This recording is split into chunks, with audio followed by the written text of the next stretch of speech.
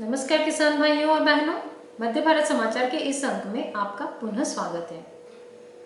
साथियों, देश के कई स्थानों में कुसुम की खेती की जा रही है, किंतु मध्य प्रदेश में इसका प्रचलन थोड़ा कम है।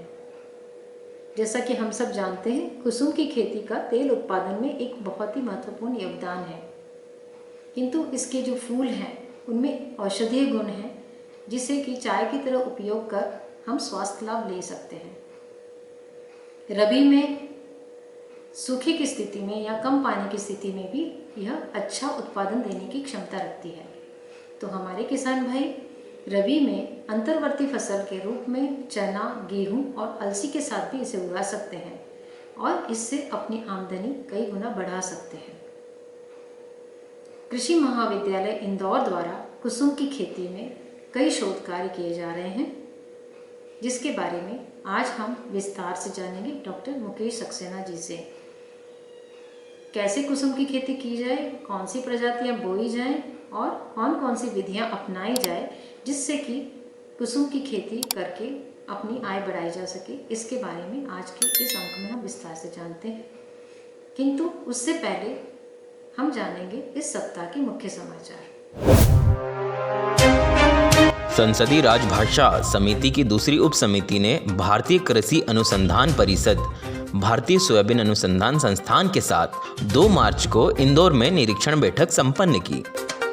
संसदीय राजभाषा समिति की ओर से लोकसभा से माननीय संयोजक प्रोफेसर रीता बहुगुणा जोशी एवं समिति के सदस्यगण श्रीमती रंजनबेन भट्ट, श्रीमती माला राज्य लक्ष्मी शाह, श्री दुर्गादास उइके, श्री सुशील कुमार गुप्ता, डॉक्टर सत्यनारायण जटिया, श्रीमती सुमित्रा महाजन एवं श्री शंकर लालवानी उपस्थित रहे। समिति ने मंत्रालय एवं विभाग के वरिष्ठ अधिकारियों की उपस्थिति में संस्थान में हो रहे राजभाषा हिंदी के कार्यों का अवलोकन किया एवं प्रमाण पत्र प्रदान किया।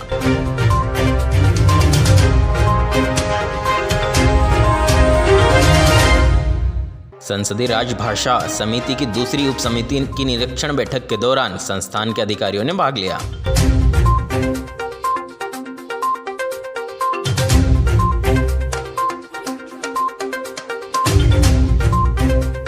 संसदीय राजभाषा समिति की दूसरी उप समिति के अधिकारियों में अपर सचिव डॉक्टर रामेश्वर लाल मीणा, समिति रिपोर्टर श्री अनिल कुमार एवं समिति सहायक मोहम्मद आरिफ शामिल थे।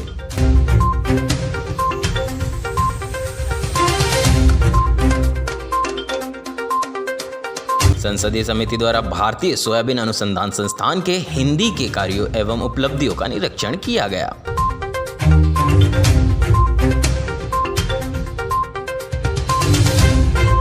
भारतीय सोयाबीन अनुसंधान संस्थान की ओर से कार्यवाही निदेशक डॉक्टर नीता खांडेकर, प्रधान वैज्ञानिक डॉक्टर पूनम कुचलान, वरिष्ठ प्रशासनिक अधिकारी एवं प्रभारी राजभाषा श्री सौरभ मीणा, वरिष्ठ वित्त एवं लेखाधिकारी श्री रविंद्र कुमार एवं हिंदी अनुवादक श्री विकास कुमार केसरी शामिल हुए।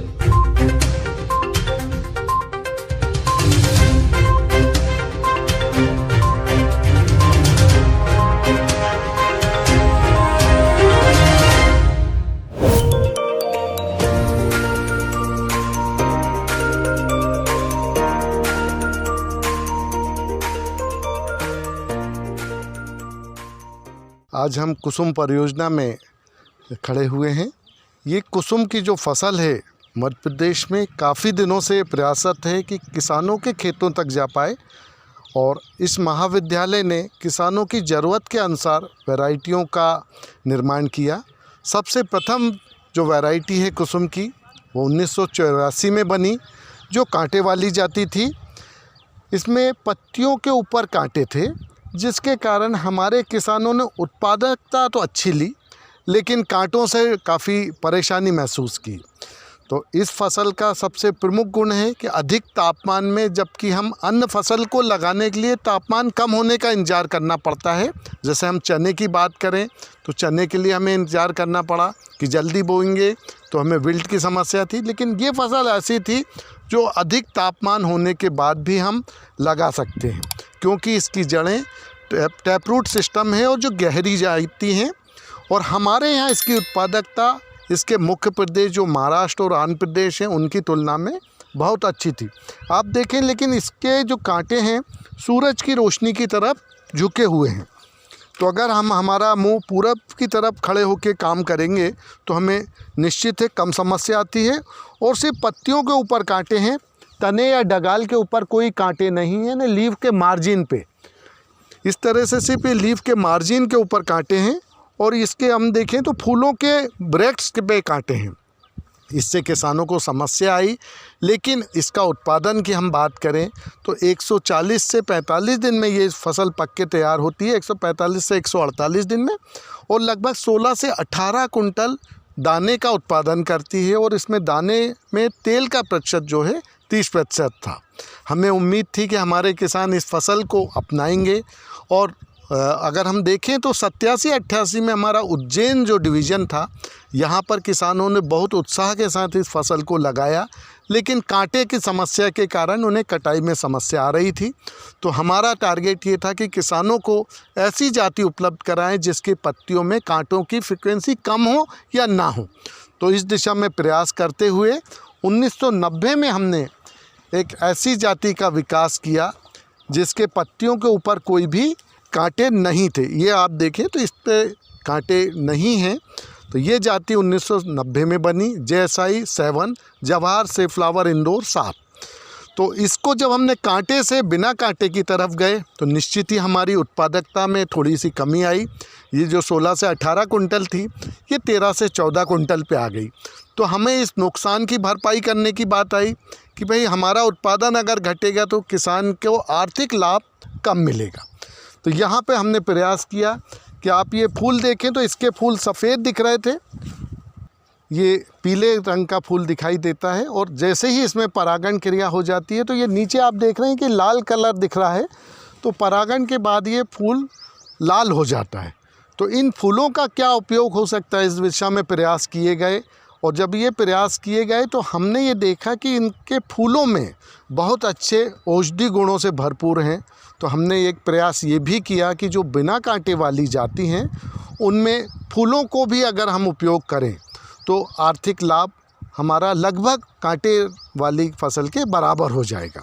तो इस दिशा में पुनः प्रयास करते हुए हमने उत्पादन को बढ़ाने के साथ साथ एक और अन्य जाति का विकास किया। यह जाति हमारी JSI 73 है, जिसमें उत्पादन के साथ साथ दाने का भी मिल रहा है और फूल का भी मिल रहा है। और ये दोनों ही जातियाँ पतले छुक्कल वाली हैं, इसलिए कम पानी की अवस्था में कि अगर ज़मीन में मॉइस्चर है जिस पे कि आप चना बोने के लिए इंतज़ार कर रहे हैं, अगर कुसुम हम बो देते हैं, इसका बोनी का समय सितंबर के अंतिम सप्ताह से प्रारंभ हो जाता है और हम इसको नवंबर तक बो सकते हैं। तो अब आप ये देख सकते हैं कि इसमें कहीं कोई कांटे नहीं बचे। और ये कांटे वाली जो जातियां हैं मध्य प्रदेश में इंदौर कृषि महाविद्यालय से ही विकसित की गई हैं। तो अब किसानों के लिए हमारे पास दोनों तरह की फसलें हैं, कांटे वाली और बिना कांटे वाली। तो अब चॉइस किसान की है कि वो कौन सी फसल ले और उसमें कितने उत्पाद हार्वेस्ट करे। सामान्यतः कोई भी ऐसी फसल नहीं है जिससे 2 उत्पाद एक समय में लगें। इसमें दाने भी हम उत्पादन ले सक रहे हैं, फूल भी। और फूल का हम उत्पादन देखें तो सूखा फूल 70 से 75 kg प्रति हेक्टर हमें मिलता है, लगभग 1 ग्राम प्रति पौधे से मिलता है, तो जिसका हम फ़ायदा ले सकते हैं। लेकिन यहाँ पे हमने देखा कि हमारे उसके दाने का वजन 100 दाने के दाने की बात करें तो 5.5 से 6 ग्राम था JSF 1 का। लेकिन यहाँ पे हमारा दाना छोटा था, 4-4.5 ग्राम के आसपास था। तो इसलिए हमें उत्पादकता में उसको बीट नहीं कर पा रहे थे कि कांटे वालों का मानना था कि साहब कांटे का उत्पादन अधिक है, इसका कम है। तो इसमें हमने फिर से प्रयास किए कि हम ऐसा फसल बनाएं जिसके फूल भी बड़े हों, जिससे फूल चुनने में आसानी हो और दाना बड़ा हो। तो अब ये आप एक जाति जो देख रहे हैं जो 2004 में विकसित हुई है, ये 2004 में ये जाति, आप इसके फूलों का आकार भी 7 और 73 से बड़ा है। तो जिससे कि फूल अगर हम चुनते हैं तो एक ही समय में हमें ज़्यादा फूल मिल सकते हैं। यह जाति का विकास हमने जो किया है, इसमें आप देख रहे हैं कि एक सकुलेंसी भी, यानी इसकी जो रसीलापन है वो कम हुआ है। इसमें एक काला कीड़ा अभी आपने जो देखा कि वो लगता है, अगर सकुलेंसी कम हो गई तो काला कीड़ा कम नुकसान पहुंचाएगा, और कम नुकसान पहुंचाएगा तो आपको माहों की समस्या कम आएगी। जब माहों की समस्या कम आएगी तो आपको दवाएं कम डालना पड़ेंगी और इसके फूलों का उपयोग आप कर सकते हैं। इसमें बिल्कुल कोई कांटे नहीं, और इसके कलर में भी आप देखें थोड़ा सा नॉन प्रेफरेंस की तरफ है कि बहुत अट्रैक्शन कीड़ों के लिए नहीं रहा। ये तीनों ही जातियां हमारी जो बिना कांटे वाली हैं, जैसाई 7, जैसाई 73, जैसाई 97, ये 2 उत्पाद देने की क्षमता रखती हैं, और इन सभी में तेल का प्रतिशत 30% से 32% तक है। और दूसरी बात ये है कि इसमें हमारा जो पकने की अवधि है वो 135 से 140 दिन तक ही ला पाए। हमारे किसानों को ऐसा लग रहा था कि अगर हम इस फसल को अक्टूबर में लगाते हैं तो अन्य फसलें कट जाती हैं और ये अकेली फसल खेत में रह जाती है, जिससे इसको हमारा नुकसान होता है और हमें बार बार खेतों में बिना काम के जाना पड़ता है। इस दिशा में हमने प्रयास किए, तो हमने एक ऐसी जाति का विकास करने का प्रयास किया है जो चने की फसल यानी 110 से 115 दिन में पक के तैयार हो जाए। तो इस दिशा में प्रयास का फ़ायदा ये रहा कि आप ये देखेंगे कि जैसाई 99 हमारी जो जाति है ये लगभग 100 से 110 दिन में पक के तैयार होती है। और इसमें कई बार ये भावना आ रही थी कि कांटे वाली जो फसल है उसमें पानी कम लगेगा और नुकसान कम होगा, तो इसमें कांटों की फ्रीक्वेंसी बहुत कम है। अगर इस तरह से देखें तो लीफ मार्जिन पे काफ़ी कम कांटे हैं, और कम कांटे होने के साथ ये जल्दी पक रही है, तो ये 30 दिन जल्दी पक के तैयार होती है और ये 11 से 12 कुंटल आपका उत्पादन देती है। साथ ही इसमें तेल का प्रतिशत भी 30% था, और हम इसकी अगर पॉपुलेशन जो 1.1 लाख प्रति हेक्टर है, क्योंकि हम कतार से कतार का अंतर 45 सेंटीमीटर रख रहे हैं और पौधे से पौधे का अंतर 10 से 15 सेंटीमीटर है। अगर हम इसका कतार से कतार का अंतर 30 सेंटीमीटर कर दें और 1.5 लाख अगर पॉपुलेशन होती है तो इसकी उत्पादकता भी लगभग उतनी ही है, और ये पर डे उत्पादकता उससे बेटर है, लगभग 10.5 kg पर डे इसकी उत्पादकता है, जबकि बाकी फसलों की हमारी 10 से नीचे है। तो कम दिन में पककर जल्दी से जल्दी अधिक उत्पादन देने की क्षमता रखती है। लेकिन यहाँ पे भी हमारे पास में ये कमी दिखाई दी कि हमारी जो फसलें हैं इसमें कांटे आ गए। तो फिर किसान के लिए ये बात आई कि सर हमारे को तो बिना कांटे वाली फसल चाहिए, और कांटे को फिर हमने निकालने का प्रयास किया। तो ये आप जो देख रहे हैं जल्दी पकने वालों में हमारे पास में एक जो जाति है जो 110 से 115 दिन में पक रही है, और इसमें कोई भी कांटे नहीं बचे। तो अब किसान के पास जल्दी पकने वाले में भी 2 श्रेणी की फसलें हैं, कांटे वाली और बिना कांटे वाली। तो आप ये भी लगा सकते हैं, और इसकी उत्पादकता भी हम 11 कुंटल भी अगर ले रहे हैं 45 सेंटीमीटर दूरी पे, तब भी हमारा काफ़ी कम समय में अच्छा काम हो जाता है। चने के साथ ही पकती है और चने के साथ ही ये कट जाएगी। लेकिन हमारे प्रदेश में ये लगा जब तेल की फसल कर रहे हैं और हम घानी से अगर तेल निकालते हैं तो पूरा तेल नहीं निकलता, तो लगभग 30% होने के बाद भी 1 कुंटल के दाने से 25 किलो ही तेल निकलता था। उससे आर्थिक लाभ कम हो रहा था। तो हमारा प्रयास ये रहा कि कैसे भी इसका तेल का प्रतिशत अगर हम बढ़ा लें तो बिना अतिरिक्त लागत के हमारा लाभ बढ़ जाए। तो उस दिशा में जो प्रयास किए, आज हमारे पास कम कांटे वालों में 2 तरह की जातियाँ उपलब्ध हैं। जैसाई 99 जो कम कांटे वाली थी, और जैसाई 113 ये जो बिना कांटे वाली थी। ये दोनों ही जातियां हमारी 110 से 115 दिन में पक के तैयार हो रही थी। इसमें ऑयल का या तेल का प्रतिशत हम देखें तो 30% था। लेकिन यहाँ पर हमें लगा कि अगर हम इसका तेल प्रतिशत बढ़ा लें तो हमारे किसानों को आर्थिक लाभ अच्छा होगा, और जो सामान्य घानियों से तेल निकालते हैं उसमें रिकवरी अच्छी हो जाएगी। इस दशा में हमने प्रयास किया। तो 1984 के बाद फिर से हमने कांटे वाली फसलों के लिए काम किया, और ये हमारी जो जाति है 2019 में विकसित की गई। मध्य प्रदेश शासन ने इसको अनुशंसित किया है, RVSF 14-1। यह जाति हमारी 135 से 140 दिन में पक के तैयार होती है, 127 से 135 दिन में तैयार हो रही है, और साथ ही उत्पादकता हम देखें 16 से 18 कुंटल है, और ऑयल प्रतिशत भी इसका लगभग 30% ही था। लेकिन ये काफ़ी हद तक अच्छा उत्पादन दे रही थी। और एक फ़ायदा ये था कि इसमें सकुलेंसी कम होने से माहों की समस्या काफ़ी कम है। और तेल की जो बात है इसमें भी हम इतना सक्सेस नहीं रहे, लेकिन इस दिशा में फिर से प्रयास किए गए और 2021 में हमने एक ऐसी जाति का विकास किया जिसमें अगर हम तेल की बात करें तो तेल का प्रतिशत पूरे भारतवर्ष में सबसे ज़्यादा रहा है। 39% यानी हमने 9% का इजाफा इसमें किया है, जो 30 से 39% हो गया।